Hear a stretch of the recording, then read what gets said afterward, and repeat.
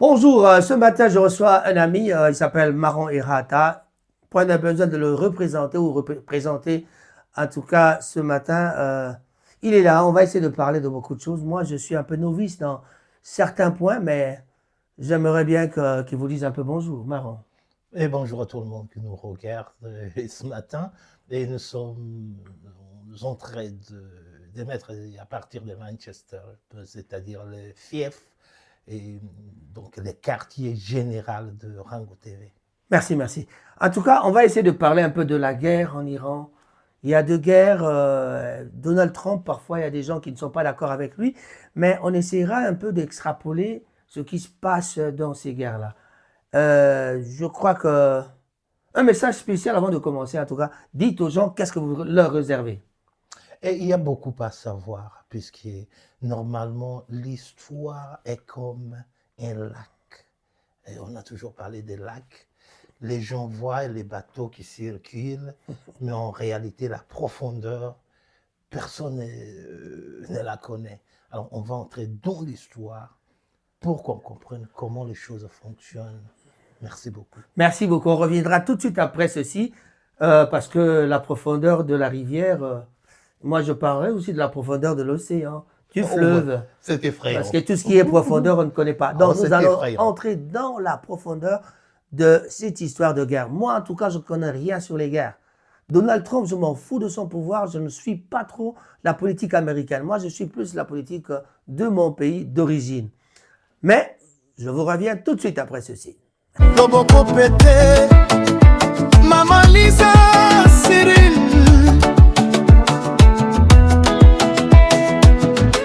Caribou Restaurant, tunakualika wote. Esili tolia kaka mundele ya kitoko. Biso pe biloko ya Congo.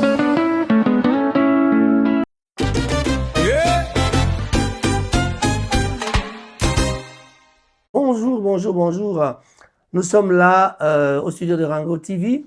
De l'autre côté, nous sommes en direct et puis ici, c'est vraiment l'enregistrement en plein studio. Voilà. La question que je vais poser à mon ami, c'est pourquoi Donald Trump a-t-il choisi la guerre? Merci beaucoup, M. Rango. Je crois que la question semble complexe, mais elle est très facile à répondre. Et Donald Trump a choisi la guerre. Vous savez bien que quand il faisait sa campagne, et c'est lui qui criait partout, et c'est lui qui a retiré les militaires américains de l'Afghanistan, qui disait qu'il est contre toutes les guerres dans le monde. Mais en même temps, c'est Donald Trump qui promettait à l'univers tout entier que non, et il va montrer aux gens les fichiers de Epstein, ces juifs pédophiles qui s'est suicidé en prison. Apparemment, il a coopéré avec beaucoup d'hommes politiques dans le monde, y compris Donald Trump, qui était très proche de lui. Et alors, les fichiers de cet homme sont contrôlés par Israël et c'est Israël qui détient ça. Alors, Donald Trump est pris en otage par l'État israélien. Alors, Donald Trump lui-même et son administration ne voulaient pas de guerre. Alors, c'est Israël qui a exigé à Donald Trump d'aller en guerre contre l'Iran. C'est pourquoi Donald Trump est allé en guerre contre l'Iran. Et son vice, Vance, a clairement dit que non, et Israël leur avait dit que non, et ils doivent aller avec eux. C'est pourquoi ils sont allés. Et Tucker Carlson, c'est lui qui écrivait les discours de Donald Trump pendant sa campagne, vient de quitter le groupe de Donald Trump et a fait des apologies pour tous les Américains. Présenter les excuses, vous Oui, voulez dire. il a Non, parce que présenté tu vois, ses mais excuses. quand tu mélanges le français et l'anglais, ça devient difficile. Hein. Oui. À présenter des apologies, les gens ne vont pas comprendre. Ouais. Allez, toutes nos excuses alors. Il s'est excusé auprès de tous les Américains que non, s'ils savaient que cet homme était un esclave, et d'un autre État, il n'allait jamais lui aider à devenir un président et comme il a. Et Tucker Carlson a dit que non, il était présent au moment où Netanyahou a dit à Trump qu'il doit aller en guerre contre l'Iran. OK. Mais quelles sont les causes principales de cette guerre? Et les causes principales de la guerre en Iran, il faut rentrer 47 ans et de ce jour que nous parlons, où les Américains, comme le font partout dans le monde, et on fait chuter le régime qui était là, mis donc le roi comme tous les pays de ce golfe-là, vous n'avez que les rois que les Anglais ont laissés, ont mis. Donc, ils n'étaient pas des rois, ce sont des Anglais qui ont mis ces gens-là pour leur dire, vous dirigez ce morceau. C'est pourquoi vous avez les Qatars et tout ça. Ce sont des gens que les Anglais ont mis pour diriger. Alors, et les Américains, eux, ils sont venus avec le système de bouleverser ce système-là. Ça n'a pas tenu et il y avait eu une révolution et 47 ans passés et depuis ce temps-là, puisqu'il y avait des Américains qui sont morts, hein, les Iraniens ont attaqué l'ambassade des États-Unis en Iran. Alors, et depuis ce temps-là, tout président américain qui vient essaye un peu de chauffer le système et dire que l'Iran est très difficile. En même temps, vous avez l'autre système où l'État israélien, et spécifiquement, ce n'est pas l'État israélien, spécifiquement Netanyahou, et veut faire de toute la région ce qu'on appelle Great Israel, Grand Israël. Dans son plan, Israël va inclure la Turquie, et la Syrie, et l'Iran, la Palestine, une partie de l'Égypte et l'Arabie saoudite. Mais le plan est très, très complexe, puisque dans tout ce pays-là, il n'y a que 2 pays qui restent.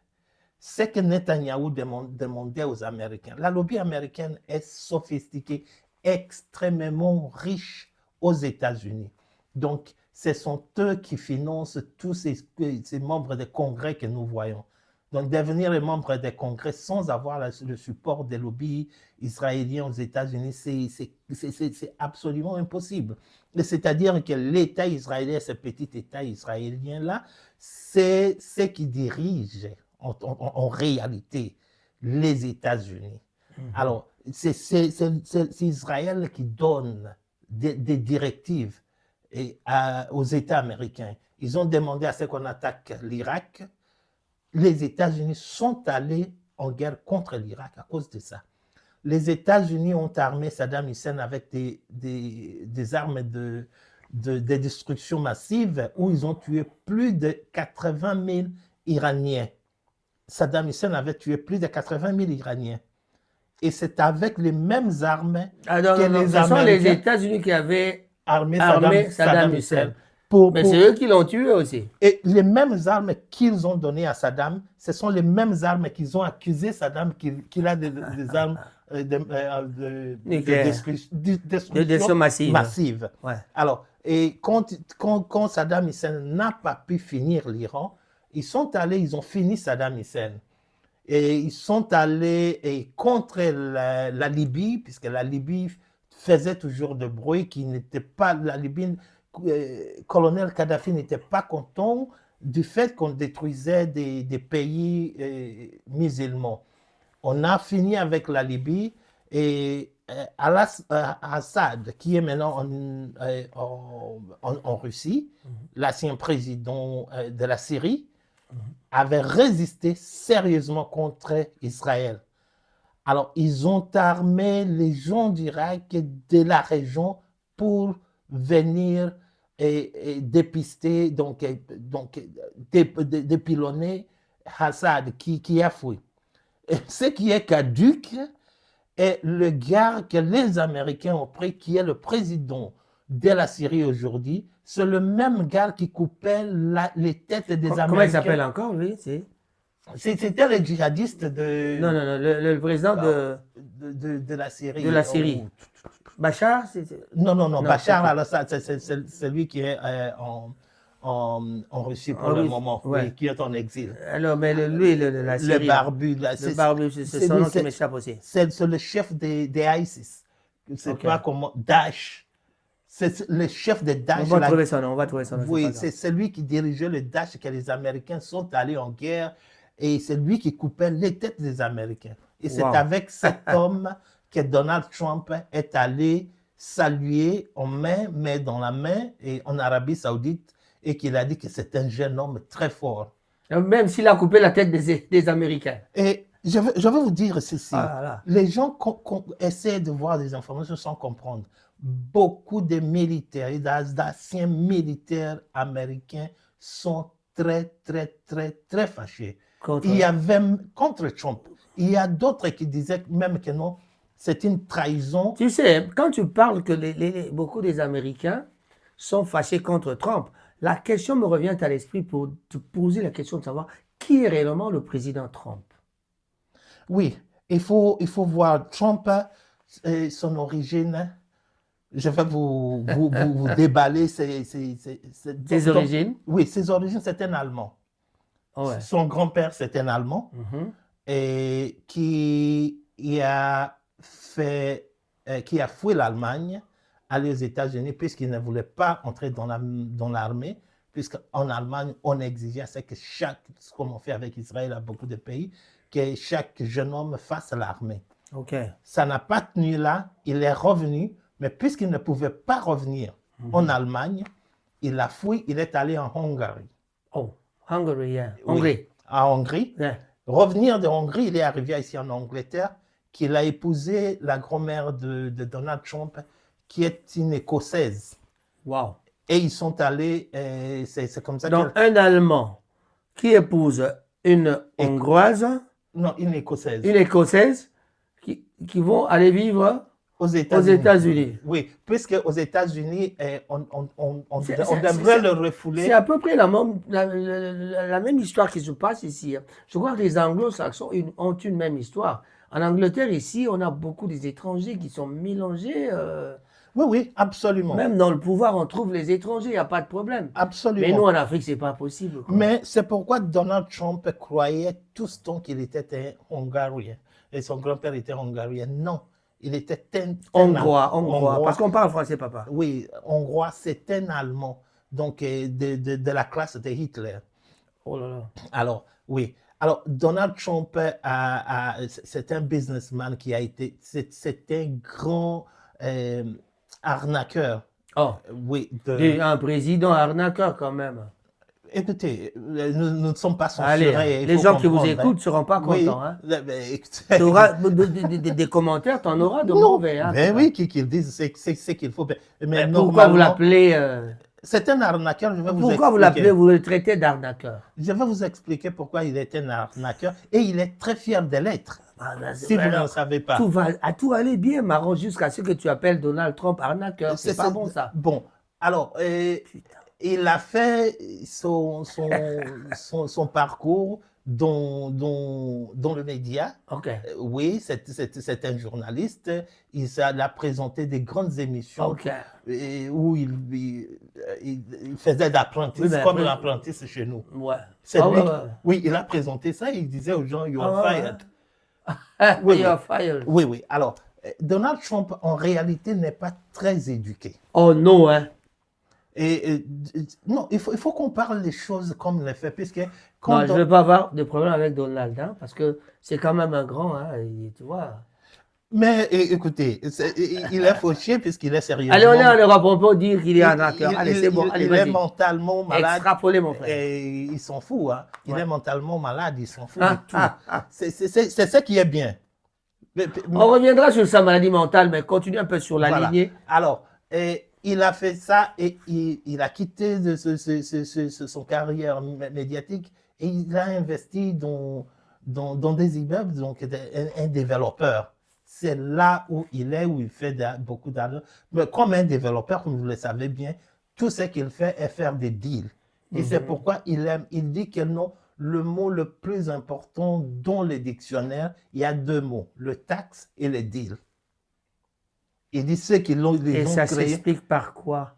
Puisque le deal, c'est son boulot. Et quand vous êtes un développeur, Parce que le deal, après un deal, on gagne quelque chose, quoi. vous gagnez Voilà. énormément. Énormément. Comprends. Vous gagnez énormément. Comprends-tu le problème? Voilà. Deal, c'est-à-dire tout le monde gagne. OK. Mais il reconnaît toujours qu'il y a des deals, vous croyez que vous gagnez, mais vous perdez énormément. Et il a beaucoup perdu, c'est selon lui. Alors, de sa carrière, et il a dit que non, il voulait devenir un président.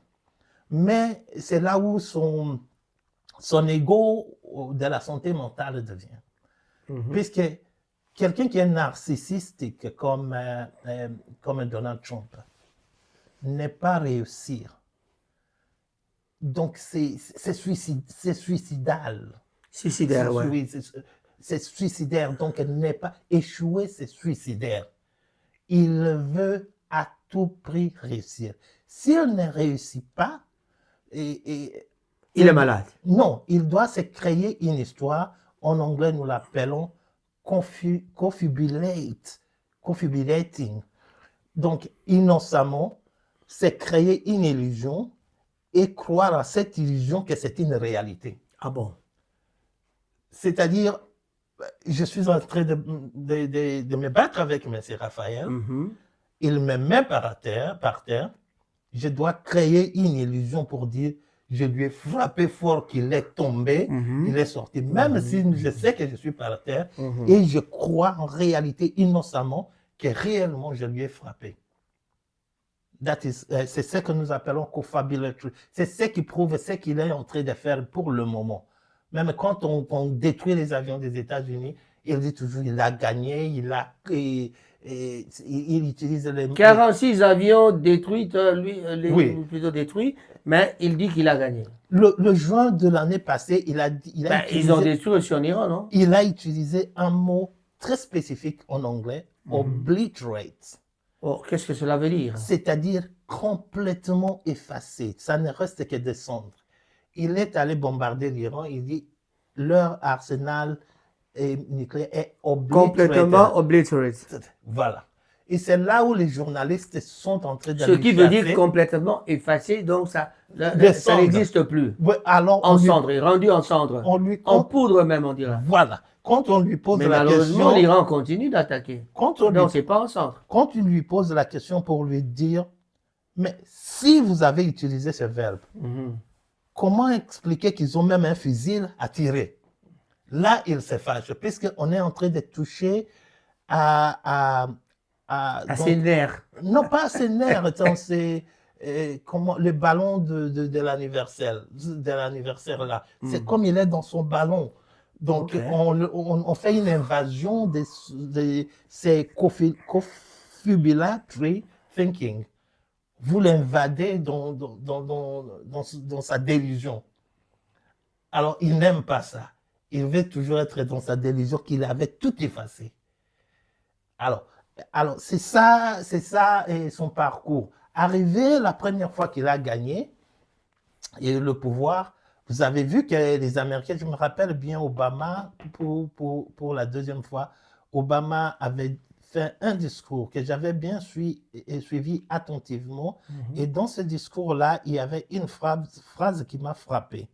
Il a dit, Donald Trump n'a ni la moralité, ni des crédences morales de diriger un pays comme les États-Unis.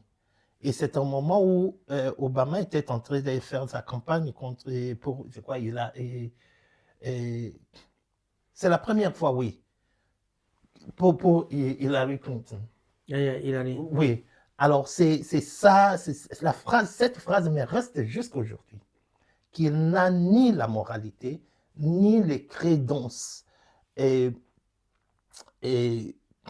mentales de diriger un pays comme les États-Unis. Quand on écoute tout ça, Marron, on pense que Donald Trump, c'est pas quelqu'un qui devait être président.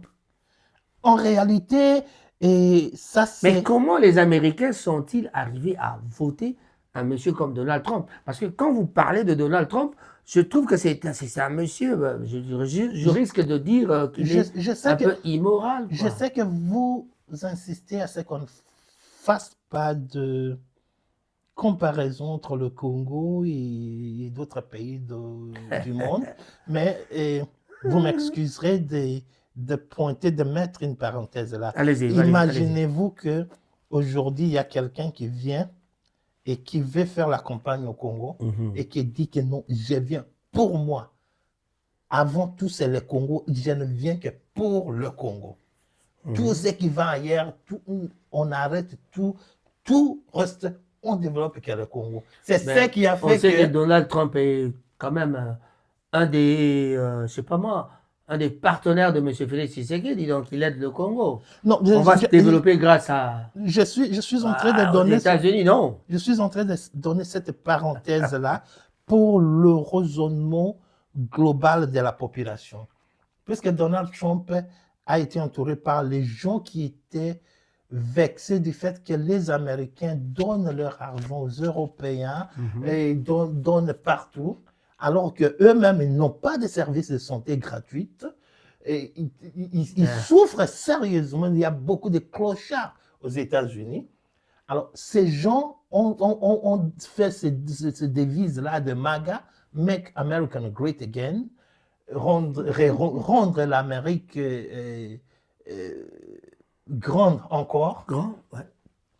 Alors, c'est ça ce qui a fait que tout le monde a acheté cette idéologie. On crée que non, ce qu'il dit, c'est ce qu'il va faire. Et c'est ça ce qu'il disait que non, il va même arrêter toutes les guerres. On va se concentrer à notre propre situation. Il a promis que non, si nous souffrons, puisqu'il y a beaucoup d'immigrés, il a promis qu'il va construire des murs pour empêcher les gens d'entrer aux États-Unis. Et tout ce qu'il disait, donc il y avait une relation avec la souffrance des Américains qui comprennent. C'est ça ce qu'ils ont pris. Mais maintenant, beaucoup, chaque jour que vous allez, et pas dans des médias comme la CNN et Fox et les BBC, ce sont des trucs pourris. BBC, Fox, pourri. Si quelqu'un en réalité suit ces médias. Marron, n'abîmez pas la conversation. On est en train d'évoluer Non, vraiment mais bien. je vous dis la réalité. Vous vivez encore dans le bobo, comme on dit. Non. Et il n'y a plus... La BBC n'a plus de crédit. Donc moi, je ne peux plus jamais suivre la BBC. Ah bon? Mais tu vis en Angleterre. Oui, jamais. Et alors, encore plus à Manchester, où est-ce que la BBC a son siège ici? Oui, la BBC fait tout pour tromper les gens. La BBC n'est plus une institution anglaise. La BBC a des lobbies, beaucoup de lobbies. Il n'y a plus de nouvelles. Bon, il n'y a pas de problème. Alors, si on revenait à la guerre. Alors, on rentre pour revenir à la guerre. Et voici le parcours de Donald Trump qui revient pour la deuxième fois, qui dit que non, il veut s'occuper des Américains en premier lieu. Alors. Bon, je crois que je veux m'excuser pour la BBC. Hein. Excusez-nous, hein, lui, il ne va pas suivre la BBC, mais moi, je vous suis quand même. Moi, jamais. Même si l'on me payait. Et c'est ma chaîne en jeu, hein, pardon. Même si l'on me payait, puisque c'est comme si j'avalais un virus. J'avalais un virus délibérément contre mon cerveau. Moi, je crois que toi, tu es l'homme le plus difficile au monde. Non. Non, mais je ne comprends pas. Comment tu vas dire que tu vis en Angleterre sans regarder la BBC? Mais écoutez, le fait que je vis en Angleterre, je ne peux pas prendre un virus. Mais l'information, c'est dans ce virus-là que nous avons toutes les informations du monde entier. Non. Merde. Bon, revenons dans la guerre et puis on continue. On vous nourrit ce que vous voulez. On a promis aux gens qu'on va parler de la guerre. Voilà. Allez, vas-y. Alors, Donald Trump arrive et il trouve ce problème-là des pistins, des juifs pédophiles. Alors, son nom a été cité dans ces documents. Et c'est le problème le plus grave. Et ces documents sont contrôlés par Israël. Alors, il n'a pas le choix, il ne dirige pas. Donc, tous les présidents qui ont dirigé les États-Unis, il n'y a aucun président qui a été pris en otage comme Donald Trump, Pris en otage par qui? par Israël. Et voici ce que Netanyahou a déclaré dans une de ses conférences avec Donald Trump. Non, non, non. C'est notre premier président juif américain. Alors, ça Il est juif? Je ne sais pas si c'est converti en judaïsme, puisque devenir juif, vous devez vous convertir. Ah, mais ça, mais puisque ça- comment Netanyahu arrive à dire ça? Netanyahou a clairement déclaré officiellement à la télé. Ok, on trouvera l'extrait, on diffusera. Voilà. Alors, et c'est ça. Alors, Netanyahou prend cette occasion. À Netanyahu, bien sûr. Netanyahou, À c'est. Netanyahu. Oui, Netanyahou prend cette occasion pour, Là, il était congolais avant ou quoi? Parce que Netanyahu, c'est pour trop congolais rendre, ça. Hein? pour rendre ses rêves de grand Israël réels. Mhm. Le problème que Netanyahou a avec Gaza, c'est fini, puisqu'il a fini avec Gaza. Gaza a toujours été l'épine qui, chaque fois, on lui tue, ça revient. On lui tue, ça revient. Mais le problème le plus dangereux, c'était l'Iran. Iran avait créé ce qu'ils appellent un axe de résistance. C'est l'Iran qui a aidé Hezbollah à exister et c'est l'Iran qui aide Hamas à exister. Alors, et d'autres pays arabes qui sont observateurs ont été infiltrés. Il y a des bases américaines partout dans cette région. C'est pourquoi l'Iran frappe tous ces pays. Ça aussi, c'est un grand problème qu'il faut en parler peut-être prochainement, je ne sais pas. Mais pourquoi les Américains veulent avoir des bases partout? Et ça c'est pour contrôler. En tout cas, je ne comprends pas. Mais nous, Mobutu avait refusé et puis ça a été la débandade. Est-ce que maintenant on a encore une base américaine au Congo? Non, je ne pense pas. Non, il y avait toujours et il y a toujours une base au Katanga. Au Katanga? Oui, oui. Ah bon? Oui, il y a une base américaine au Katanga. Parce que moi, je sais que Mobutu avait refusé et puis après... Non, non, non, non, non, non. Parce qu'avant, c'était... je crois que c'était aussi encore... Ouais, il y a vraiment des bases américaines un peu partout. Non, il y a une base au Katanga. Mais Ok, d'accord. ce qu'il y a est que les Américains ont des bases partout. Les Américains, quand il y a eu la guerre froide, les Américains ont créé ce qu'ils appellent NATO. OTAN. OTAN n'est pas réellement une organisation. Quand tu parles de NATO, NATO veut dire quoi exactement? Explique un peu. NATO, c'est North quoi? Atlantic Treaty Ok. Organization. Organisation. Ok, parce que quand on parle des expressions, Oui, il oui. faut que les gens comprennent un peu ça. Voilà. Et l'OTAN que les Américains ont créé, c'est pour la guerre froide, pour que les Américains aient des bases ici en Europe. En cas où ils ont une guerre contre la Russie, ils peuvent invader la Russie facilement et finir. Et quand ils ont fini de détruire l'URSS, beaucoup d'Américains confessent aujourd'hui, comme le colonel McGregor, qui dirigeait le Pentagone et qui était jusqu'à... Donald McGregor, yeah. Oui, oui. Ok. Voilà. Et alors, il disait que non, depuis les années 80, quand il y a eu fin de la guerre froide, ils ont dit que non, il fallait qu'ils détruisent NATO. Puisque rester toujours dans NATO, c'est devenir comme les Européens deviennent comme des bébés. Et on doit toujours les supporter, et ils ne peuvent plus se développer eux-mêmes. Ils comptent trop sur les Américains. Alors, et d'ailleurs, pour le moment, il dit qu'il est très heureux de voir que Donald Trump vient de détruire NATO complètement. Ah bon? Oui, oui. Alors, ça c'est la cause d'avoir des bases. Vous avez des bases même donc au Japon et en Corée du Sud. Tout ça, c'est pour maîtriser la Chine. Et la Corée du Nord s'est révoltée. Et là, on ne peut pas toucher la Corée du Nord. Heureusement que la Corée du Nord est pour la Chine. C'est ce qui fait que les Américains ont très peur de toucher la Chine. Mais là, maintenant, la Chine prend le devant puisque normalement, la Chine est plus développée, donc plus en avance que les États-Unis pour le moment.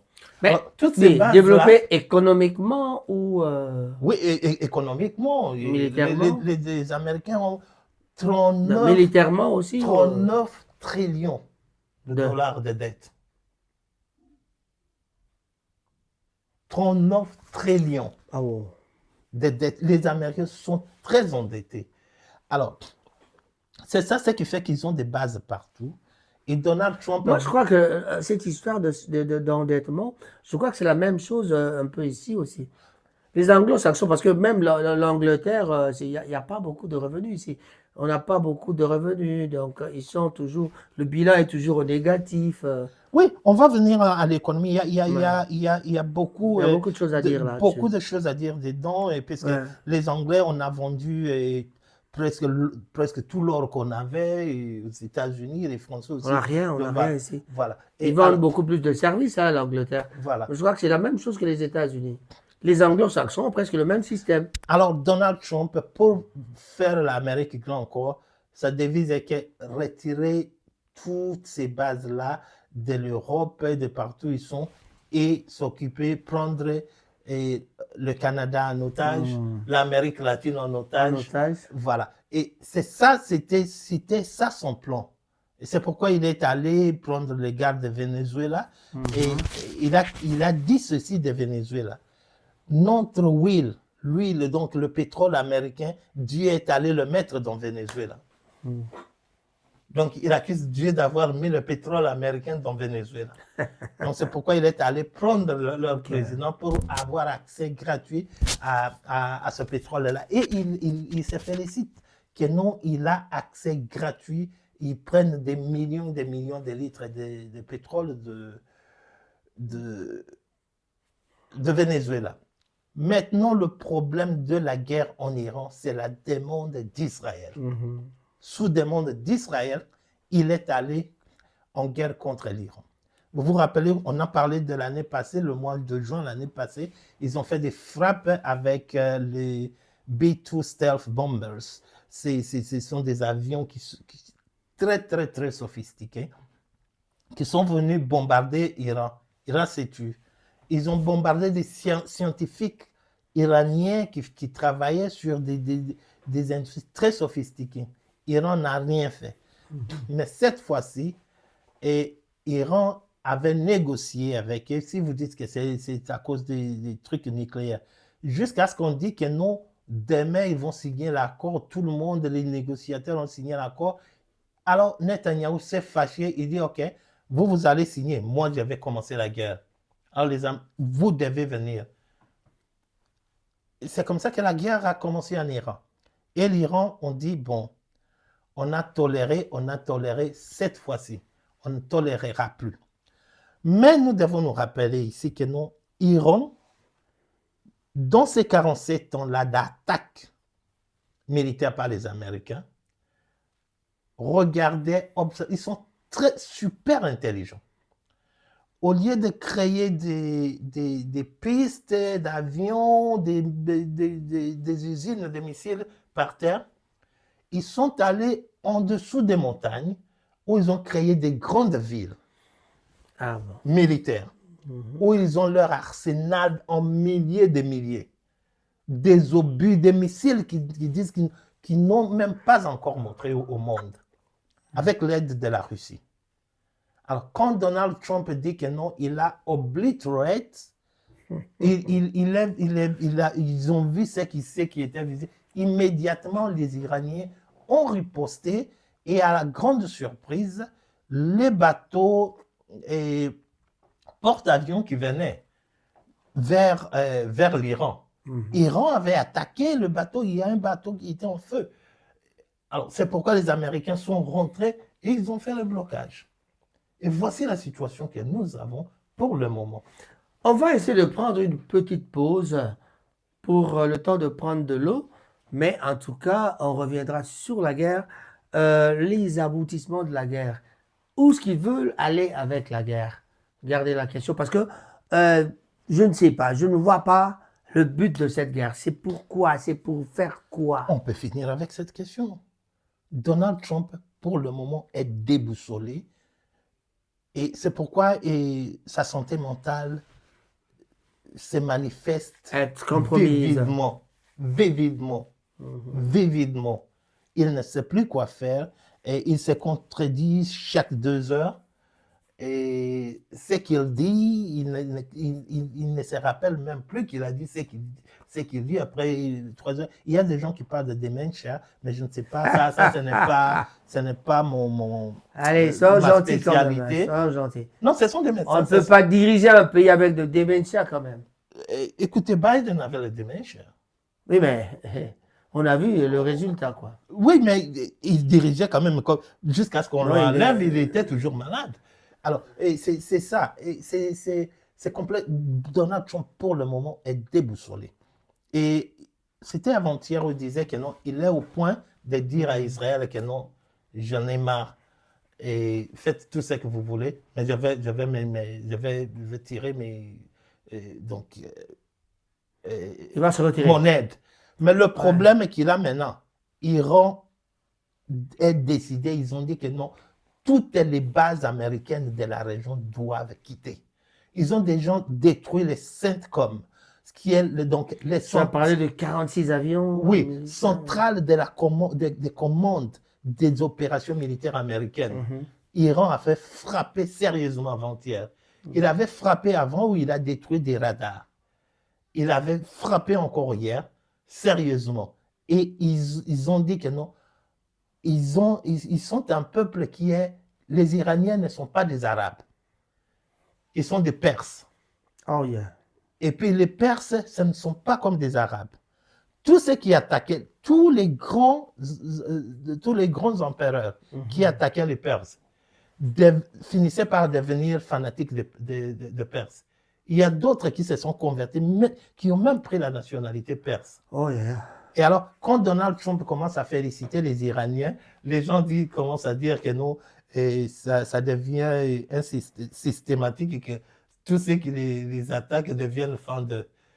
bon, c'est ça. Mais Donald Trump est déboussolé, pour le moment. Déboussolé de Donald Trump, en tout cas, je crois qu'on peut arrêter là, ou si tu as un petit mot à ajouter, je vous laisse le temps et puis je vais conclure mon émission. Oui, absolument. Et par rapport à la guerre, parce qu'on parlait de guerre dans le monde, les Américains, ils sont un peu partout, ils ont la même mise un peu partout, mais vraiment... La puissance, pour le moment, nous comprenons que la puissance que les États-Unis disaient tout le monde, qui sont le pays le plus puissant militairement dans le monde, c'est une illusion, c'est un rêve. Un rêve, et dans le sens où les gens qui ont conduit des opérations en Irak disent qu'ils ont même eu des échecs lamentables en Irak. Ils ont trompé leur armée pour dire que non, ils allaient en guerre à cause de ça. Il y avait des révoltes militaires, mais qui n'ont jamais déclaré. Et à cause de la guerre de l'Irak en Irak. Alors, la puissance est relative. Le fait que les Iraniens ont toléré, on assassinait leur leader, on assassinait tout, on a cru que les gens croyaient que non, ils sont le pays le plus faible. Alors, cette faiblesse-là, la petite, donc, il y a des patiences qui trompent. La patience que les Iraniens ont, même moi j'arrive très difficile à comprendre que s'ils étaient aussi forts qu'ils viennent de le prouver, pourquoi ils ont laissé leurs militaires assassinés. Marron et Rata, on va terminer cette émission, mais on va aller un peu dans la gaieté un tout petit peu. Hein. On va sortir un peu de l'ordinaire, c'est-à-dire sortir du sujet pour dire, je vais te poser une question. On vient de décorer Fally Ipupa sur Ordre national de Léopard et des arts et des lettres. Qu'en pensez-vous? Parce qu'il y a trop de polémiques à ce sujet. Juste un petit mot. Êtes-vous d'accord ou pas? Monsieur Ngoma, et vous savez que c'est une question peut-être importante pour certaines personnes, mais dans une république bananière, qu'on décore, RDC, voilà. qu'on décore quiconque, qui c'est un ange, un abbé, Mais lui, c'est un l'aigle quand prêtre, même. C'est l'aigle quand même, non? quiconque est décoré dans un pays à l'état de la RDC. Uh-huh. Donc, probablement, ce n'est pas par orgueil, ce n'est pas par méchanceté, ne mérite pas mes raisonnements. Que ce soit le président, qui que ce soit. Il faut qu'il y ait... puisque c'est Non. Moi, mon problème, c'est pas ça. Moi, ma question est très bien posée. Je dis, Oui. que penses-tu de la décoration? Mérite-t-il ou pas? Vous me demandez de raisonner. Non. Mais- Il n'y a penser, pas c'est de raisonner. raisonnement parce que la décoration est Penser, faite. c'est raisonner. Non. La décoration est faite. Que penses-tu de la décoration de M. Fally Poupa-Timba? Vous savez ce qu'il a fait comme exploit? Est-ce que vous me posez la question de savoir est-ce que j'apprécie sa décoration? Non. Qu'en pensez-vous? Apprécier ou pas, c'est ce que vous en pensez. Vous allez dire. Je n'en sais même pas. Tu ne sais même pas qu'on a décoré Fally? Non, pas du Non, tout. il est chancelier de l'Ordre national des léopards et puis il a reçu aussi les mérites des arts et lettres. Qu'est-ce qu'on fait dans ce poste? Qu'est-ce Dans qu'on fait dans ce grade, poste? Non, oui. c'est pas un poste. C'est grade. C'est une mérite, c'est Oui, une qu'est-ce qu'on fait? décoration. Qu'est-ce qu'on devient? Rien, on devient seulement chancelier de l'Ordre national des léopards. Et Non, qu'est-ce que aussi, ça lui donne? il faut demander ça au gouvernant. Puisque ici en Angleterre, par exemple, et quand on te dit que non, on te donne C'est un peu l'humilité. oui, si voilà. on te donne l'ordre de Manchester, La reconnaissance. de Manchester, donc c'est-à-dire que tu as la liberté donc une autre Mais lui liberté. aussi, il a cette liberté-là au Congo. On ne peut pas l'arrêter facilement, on ne peut pas l'embêter. Ben, si quelqu'un se cache chez lui, on ne peut pas rentrer dans la maison pour arrêter la personne. C'est C'est-à-dire vraiment. il peut aller tuer les gens et puis. Non, c'est pas question de ça. Il ne tuera pas parce qu'il n'a jamais tué. Oui, je sais. Non, je suis. Vous allez trop loin. Donc, Donc, si je comprends bien, vous n'aimez pas l'artiste. non, ce n'est pas ça. Et alors, moi, je demande, est-ce que vous savez qu'il a été décoré? Vous ne savez pas. Non, je ne sais pas. Donc, on termine l'émission parce que mon ami ici ne sait même pas que Fally a été décoré. Vous allez comprendre que quand vous pensez que vous décorez les gens au Congo et que tout le monde le savent, ou tout le monde le sait plutôt, mais en tout cas, ce n'est pas tout le monde qui sait qu'on a décoré Fally Poupa. Sincèrement, Moi, je ne dis rien, moi je pensais que vous le saviez. On je- va en parler, je vais te montrer les films tout à l'heure. Je vais vous donner un petit secret. Dans mon laptop, dans mon iPad, j'ai plein de chansons de Fally Poupa. Ok. La chanson que j'avais Non, composée, vous n'avez rien à voir la avec chanson Fally que Poupa. Vous j'avais- travaillez un peu trop parfois, je crois, non? Oui, j'ai la chanson que j'avais composée là. Le rythme m'était venu du rythme de Lady Di à Fally Poupa. Puis il a chanté cette chanson-là d'une façon. excellente. Attends, on va rendre l'émission un peu plus intéressante parce que on m'avait posé une question. C'est un peu bête de sortir du sujet, hein, mais ouais. On m'avait posé la question de savoir pourquoi les femmes acceptent-ils d'être deuxième bureau. Est-ce que tu as une raison à ça? Parce que je sais que toi, tu n'as jamais eu de deuxième bureau. Hein. Avant tout, non, jamais. Bon, bien, avant tout, c'est un problème. Devenir deuxième bureau, c'est un problème social. Mais il y a des éléments psychologiques dedans. Tu sais quoi? En répondant à cette question, tu vas rendre heureux quelqu'un là, qui nous regarde. Lui, c'est le James Cameron congolais, Coco Njoko. Ah, c'est lui qui m'avait posé la question. Voilà. Donc, alors, dis-lui pourquoi, d'après toi, pourquoi certaines femmes acceptent, les femmes parfois acceptent d'être deuxième bureau. Bon, Coco, premièrement, c'est un problème social. Dans la société, nous avons des cultures.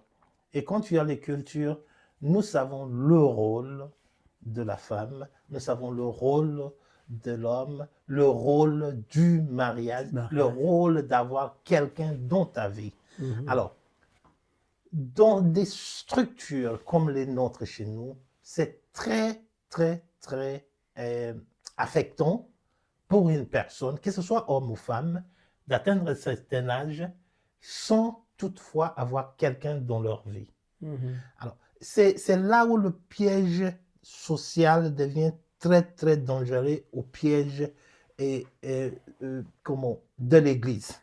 Où on va te dire non, allez prendre Nzamba Pesio Mobali, Dieu te donne cet homme-là, on t'avait volé. C'est ce que Maman Langue faisait, il faut l'arracher. Non, non, non, il ne faut pas aller dans l'histoire Voilà. de l'Église. Alors, Reste dans la question, s'il te plaît. c'est ça ce qui fait que non, agressivement, les gens cherchent à avoir quelqu'un dans leur vie. Donc, c'est la sécurité. Ils la cherchent un peu de sécurité. Et s'ils n'arrivent pas à arracher, comme je viens de le dire, fin de compte, ils vont déployer un système psychologique qui s'appelle Radical Acceptance. C'est-à-dire, vous arrivez dans un fait où vous ne pouvez plus contrôler ni l'action, ni la décision. C'est-à-dire, vous laissez, non, j'accepte même être le deuxième, troisième, quatrième bureau pourvu que j'aie une personne dans ma vie. Ça, c'est de l'aspect social. Social. De l'aspect économique. Psychologique. Non, psychologique aussi, oui. Il y a la peur. Il y a des gens qui ont 20 ans, 30 ans, il n'a pas quelqu'un dans sa vie, il aspirait à avoir un enfant, il panique ou elle panique, finalement je n'aurai plus d'enfant. Quiconque ils vont voir, ils vont finir par accepter la situation telle qu'elle est pour qu'il y ait au moins qu'elles aient l'apothéose de leur rêve, avoir un enfant. Et finalement, quand vous avez un enfant... C'est pas seulement pour les enfants, parfois c'est seulement... Non, je donne un exemple. Oui, c'est un des exemples, mais c'est ça que je dis, c'est pas seulement le fait de chercher d'avoir un enfant, mais c'est parfois le fait d'avoir la sécurité. Économiquement, parfois, on cherche à quelqu'un qui doit te supporter pour essayer de t'aider à vivre, à survivre, si vous voulez. Je sais pas moi, c'est peut-être pas ça. Ce n'est plus tellement ça, puisque le monde a évolué. Mais oui, parce qu'il y a des gens qui acceptent d'être deuxième bureau par rapport à la personne qui arrive, qui te donne de l'argent. Et ça, on en a des exemples énormes. Ça, c'est un pillage, peut-être, mais puisque le monde a sérieusement évolué. Et alors, cet aspect-là devient de moins en moins populaire. Mais c'est l'aspect psychologique, l'aspect culturel. Il y a des cultures où si tu n'as pas un mari ou quelqu'un avec toi, donc tu ne peux même pas aller t'asseoir avec les gens pour parler, tout simplement parce qu'elles ont tous des maris. Et si on sait que parfois ces femmes-là, des deuxièmes bureaux, qui ne peuvent même pas sortir en public avec ces hommes-là parce que l'homme a peur de sa femme à la maison. C'est ça ce que j'appelle le problème psychologique. Et ça, je ne peux pas appeler ça confabulette, puisque c'est une réalité qu'elles s'y mettent. C'est le fait d'avoir cette satisfaction que j'ai une personne dans ma vie. Ça sera notre sujet prochainement. On va essayer de développer toute une émission pour ça, parce que la question m'avait été posée. J'ai voulu te poser la question pour essayer d'embellir un peu notre émission, parce qu'on a assez attaqué Trump, on dit qu'il n'est pas... Bon, il a un moral, je ne sais pas moi, pas trop bien. Mais chers amis de Manchester et de partout, si vous avez aimé l'émission, lui c'est Maron Errata, moi c'est Raphaël Ngomatsasa. Et alors, c'est un ami, c'est un collègue, c'est un frère. Nous avons toujours l'habitude de nous rencontrer pour essayer de vous plaire, pour essayer de vous distraire, pour essayer de donner un peu nos avis par rapport à la vie politique, sociale et puis tout ce qui s'ensuit. Voilà, on reviendra à la prochaine fois, mais est-ce qu'on peut dire bonjour à Cyril? Dis-lui bonjour quand même. Hein? Ah, au présent. Mes salutations, Coco. Mais tu ne dis pas bonjour à maman? Maman à la maison. Hein? Ah. T'as peur que les gens connaissent son nom? Oh non. Machou. Salut Chouchou. Machou. Chouchou. Je l'appelle Chou. Elle s'appelle comment? Chou. Elle n'a pas de nom. Chouchou. Lady E. Lady E. Oui. Ok. Lady E, on te salue. Moi aussi, je salue Lady N. Oh. Au revoir. On se retrouve la prochaine fois. On ne peut pas oublier de saluer Zuzi Mousseï, Maman Lisa Ponga qui prépare pour nous. On saluera tous les amis de Manchester, Aimé Kanda, Lucien Kiwa, Firmin Bondo, le garçon anglais. Mais nous allons nous retrouver le 17 juin 2026 pour regarder le football ensemble. Il y a le match de Portugal contre Congo, RDC. Donc, Les jeunes, vous êtes invités à l'église du pasteur Job pour regarder le match ensemble. Donc, venez tous nombreux. Après cela, nous irons chez Caribou pour déguster un petit coup. Un grand coup d'ailleurs. On dira au revoir à tout le monde. Si vous avez aimé, ne manquez pas. Abonnez-vous d'ailleurs. Ici, les gens de Facebook, on vous dit au revoir. Oui, mais Voilà. si vous avez des questions, posez. En tout cas, cherchez, posez, mettez vos questions suggérez les dans émissions. la barre de commentaires. Suggérez les émissions que vous Suggérez voulez. les émissions, on est là pour vous. Nous allons discuter. On nous se allons retrouve à la aller- prochaine fois. En attendant, tu peux dire quelque chose pour les gens de Facebook? Le futur des médias ne commence pas dans les grandes chaînes. Il commence avec une idée, une voix, une personne prête à apprendre. À Nekoff Academy, nous croyons qu'un talent brut peut devenir une force professionnelle. Nous formons la nouvelle génération en radio, télévision, prise de parole, reportage, montage et communication média. Parce qu'aujourd'hui, le monde n'a pas seulement besoin de contenu, il a besoin de voix crédibles, de visages préparés, de créateurs capables de raconter l'Afrique, la diaspora et le monde avec justesse. Nekoff Academy n'est pas seulement un centre de formation, c'est une vision, une discipline, une opportunité. Nekoff Academy. Learn, create, broadcast.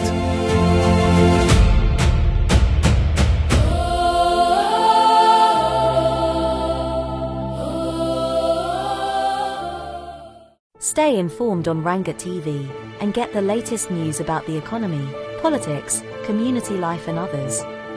Rangat TV only on YouTube and Facebook.